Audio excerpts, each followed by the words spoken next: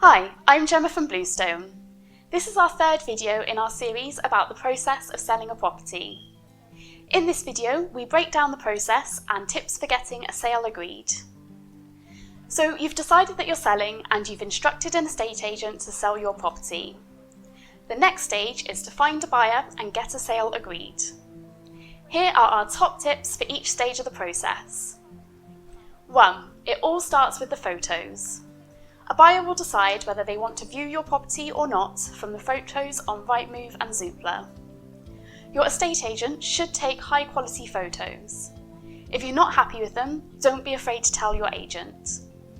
You can also help by making sure that your house is clean and clutter-free for the photos.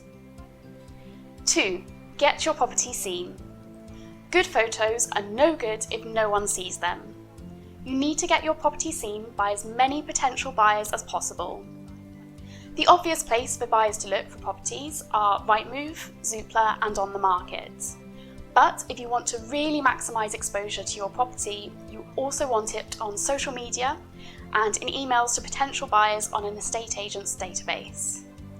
A good estate agent will also talk to potential buyers about your property. 3. The same tip of keeping the house clean and clutter-free applies to viewings as well as photos. A dirty house can be off-putting to buyers, and clutter can make the space seem smaller. Remember that a buyer doesn't just buy a house based on what they see. Buying a home has to feel right, so appealing to all a buyer's senses is important. If you're selling in the winter, turn the heating on for viewings to make the house feel comfortable. Make sure that there are no nasty smells. You can spray some air freshener or light a candle. It's also best to go out for viewings and leave the estate agent to it. This allows buyers to speak freely and imagine themselves living there instead of seeing it as your home.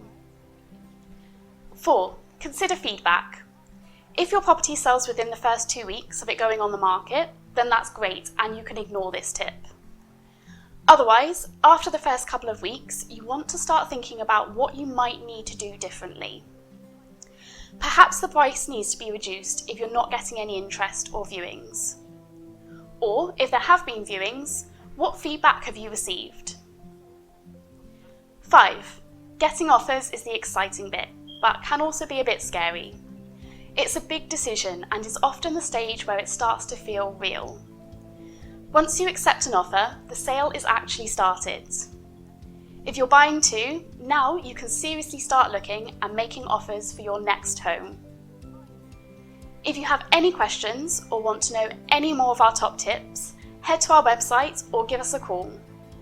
If you're ready to sell, get in touch with us. Thanks for watching.